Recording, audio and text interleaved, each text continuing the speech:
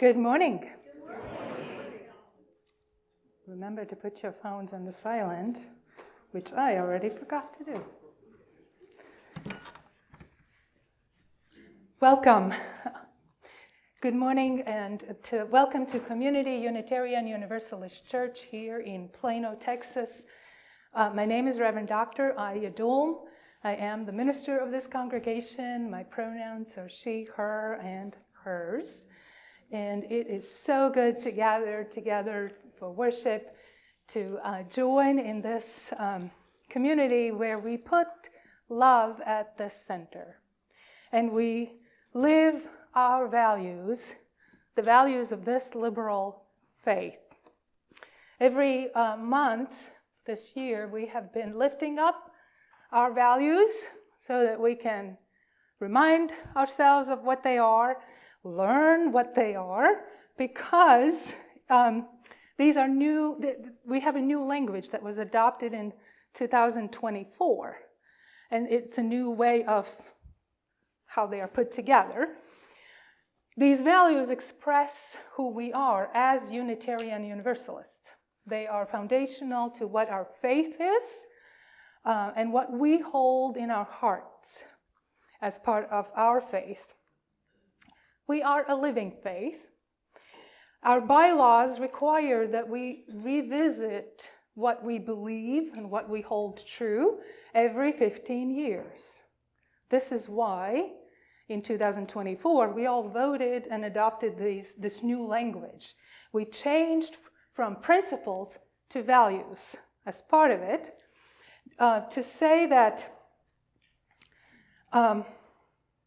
our faith is not just some kind of objective stance, but it is something that we hold in our hearts. It's something that deeply matters to us and that guides each one of us personally. So this month, April, we lift up one of our last values, pluralism. And pluralism in this new language says these things.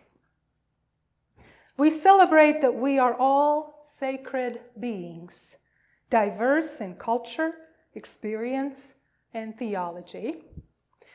We covenant to learn from one another in our free and responsible search for truth and meaning. And we embrace our differences and commonalities with love, curiosity, and respect. As you can imagine, these values are not very popular in our times. All the DEI efforts are being gradually squashed and canceled. But we know that that is not the answer. And we will continue to honor diversity among us, to lift up wisdom of various faiths, and to lift up experiences that people have gone through and carry. And we know we will rise. This is our together. That was a tongue twister. This is our hour together. And in the spirit of Easter, we claim that we will rise. Welcome, wherever you are on your journey. We're glad you are here.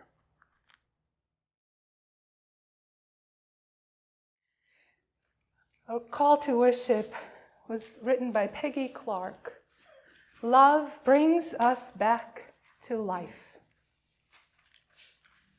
Easter is a holiday of miracles. It is life from death, joy from sorrow, celebration from mourning. Easter reminds us that all is never lost, that the story continues as long as we are here to tell it. We gather up your worries, and we are going to bury them beneath the ground and watch them transform into flowers of hope, pushing through the earth reminding us on Easter morning that love brings us back to life, calls us from sadness, from grief, from anxiety, into a world renewed and alive and filled with joy once again. So come, let us worship together. We will begin by lighting our chalice, a symbol of Unitarian Universalism.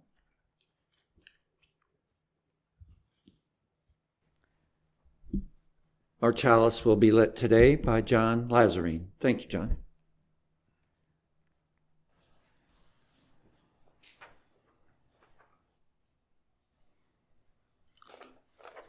Out of the earth rises light, rises life, rises spring. May we join with the miracle that is springtime and enter into life with lightness and joy. Out of the Spirit rises faith, rises hope, rises love. May we join with the miracle that is Easter time and enter into life with hope and love. Let us resurrect with spring, let us resurrect with spirit, and enter into renewed life as we light our chalice this Easter morning.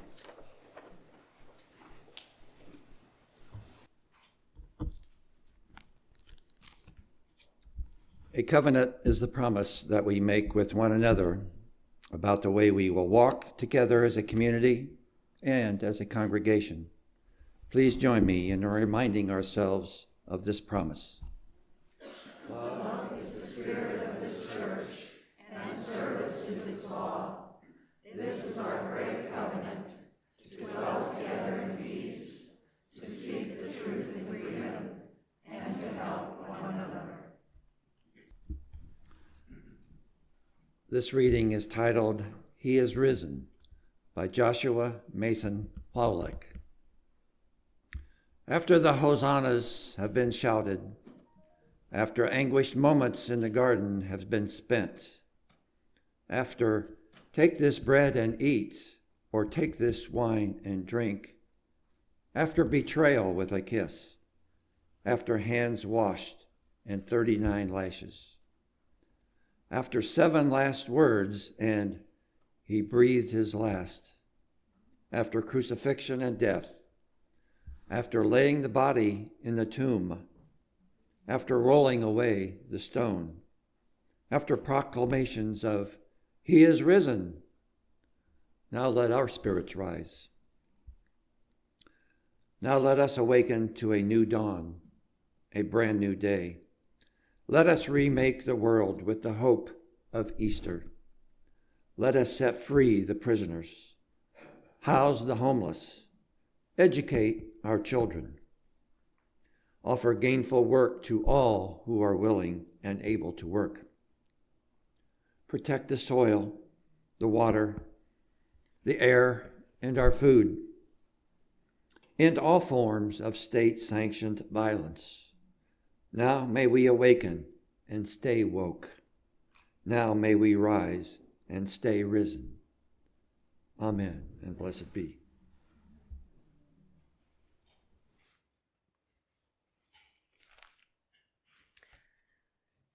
Today is Easter. Happy Easter. It is a day we celebrate rebirth, rising to the new life, new strength. Many of us know this holiday as a Christian holiday celebrating the resurrection of Jesus.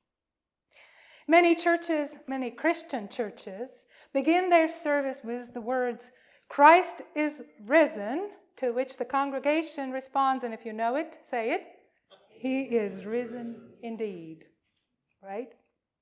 It is a day when Christians all over the world recall and enact and celebrate the story where Mary Magdalene, Mary, the mother of James, and Salome, and yes, only Mark is so specific to name all three, which is why this gospel is my favorite. These women went to the cave with spices so that they could anoint Jesus, and they found that the stone was rolled away and Jesus had risen. This is also the only Christian holiday that is set by the moon. Easter always falls on the first Sunday after the first full moon, on or after the spring equinox. And in this way, Easter coincides with the greening of the earth, when the whole world comes back to life. Sap rises in the dormant trees, flowers fill the air with the sweet smell, birds are ready for nesting to start yet another cycle of bringing new life.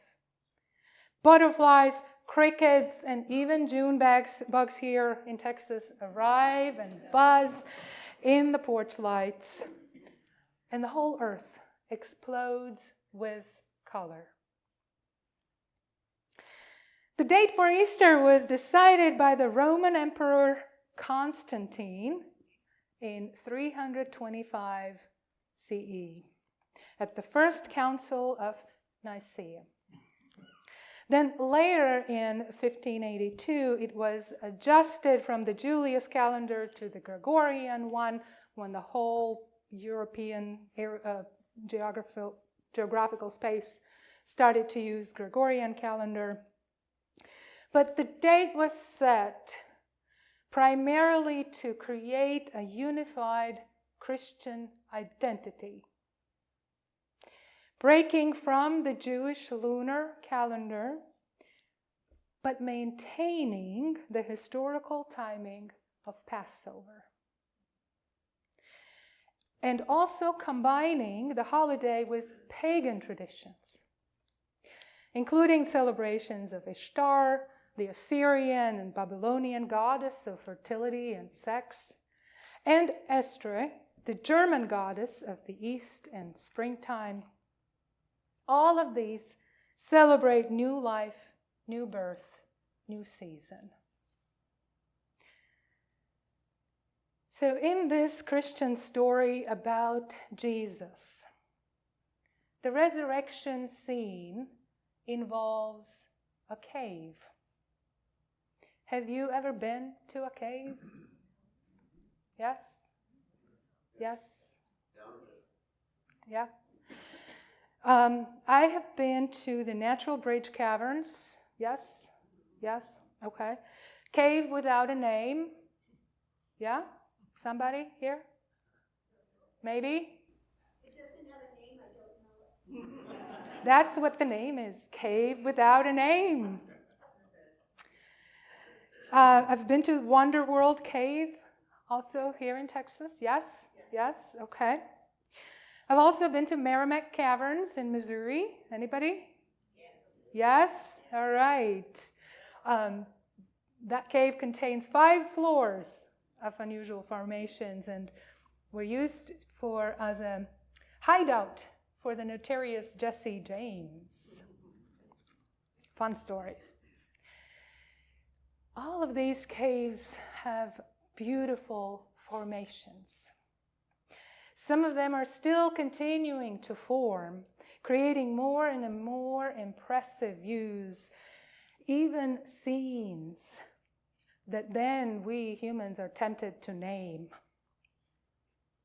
The temperature in the caves is usually much lower, especially if you go there in the summertime. And you might need a jacket or a sweater.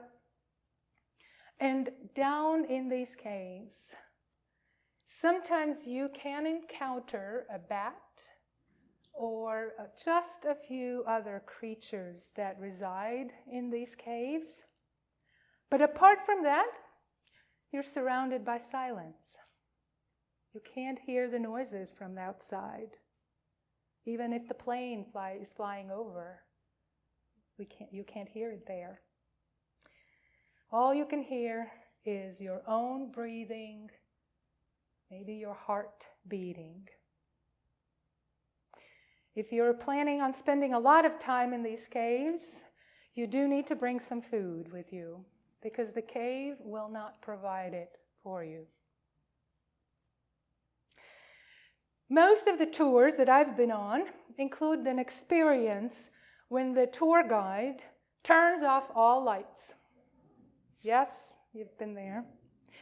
Our eyes have not had a chance to really adjust, but even if we did, our eyes are not made to see in the caves, in those kind of situations. Even if the guides try to prepare us all, and even with that, sometimes it can be quite unnerving.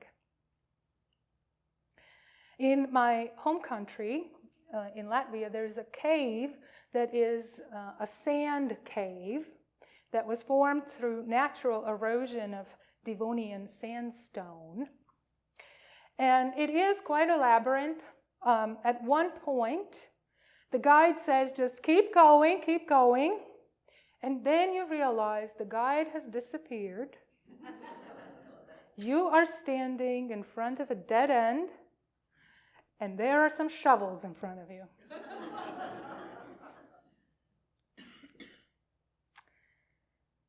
These cave experiences remind me of those twilight zones we experience in our lives, where we can go no further, at least not for long, where our eyes are not made to be able to adapt to the cave lighting, and our sustenance is not life-giving. These are times when even time stays still, and there's no way to tell time. Many of us seek out counselors and spiritual communities to ask for help to get out of these caves. We are exhausted from trying to find hope and meaning, and in our despair have come to a conclusion that we can no longer do this alone, and we turn for help. We turn for help to others, to seek that glimmer of light that can reassure us that there is hope. I imagine that we all have been in such type of caves as well.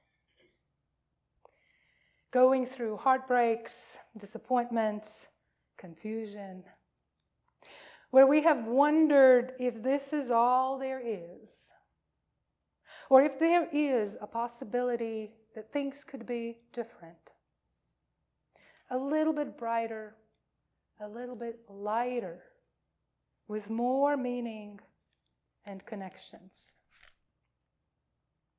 We as a community here have been in such caves, wondering if we will survive and rise from the struggles crumbling down on us.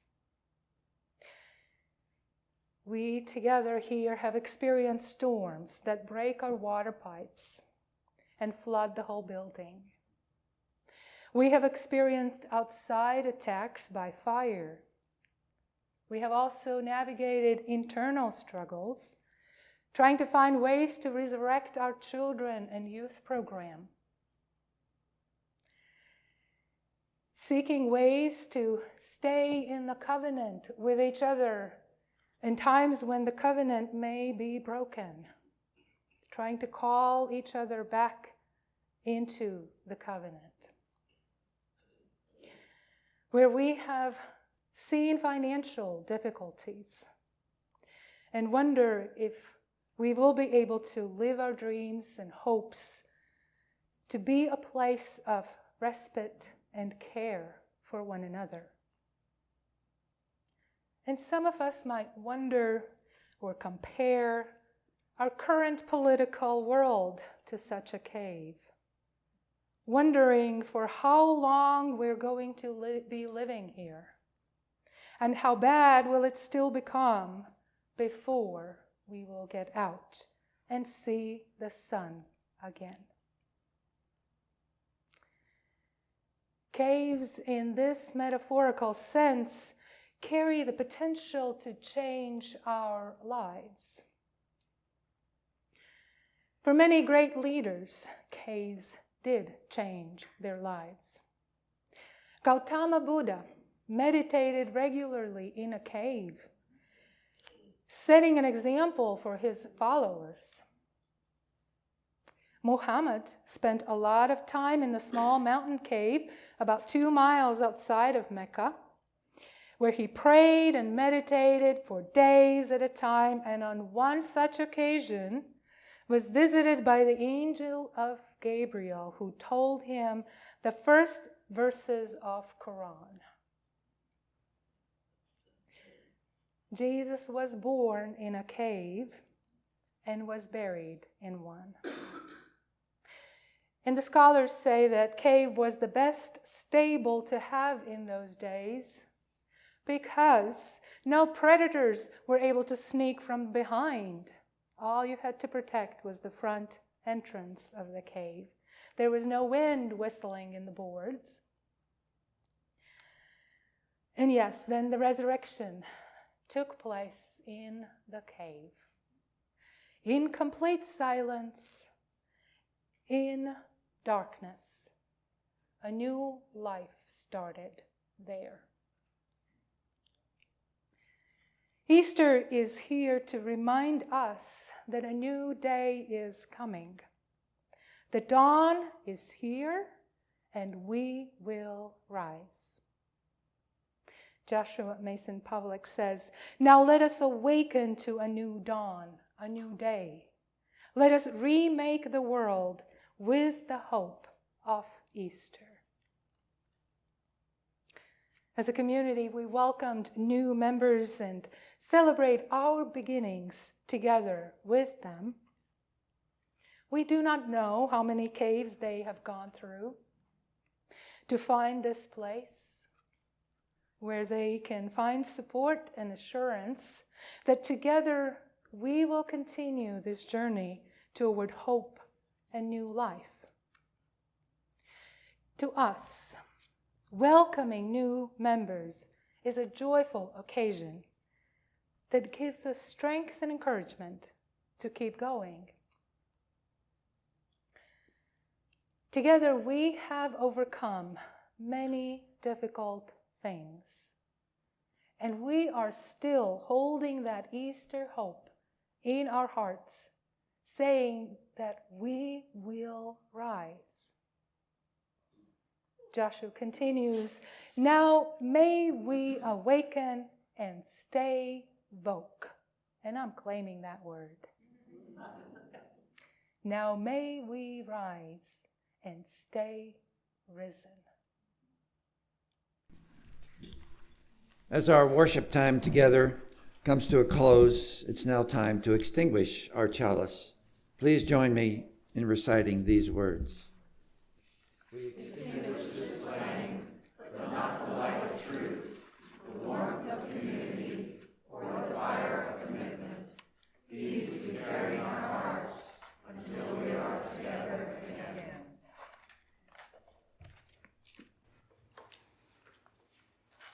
As we go forth, I offer you these words written by Joel Miller. We all know loss and pain. Let none of it divide us. In the rising sun today, let us do together what we cannot do alone. Roll away the stones that close our hearts. Amen, and let it be.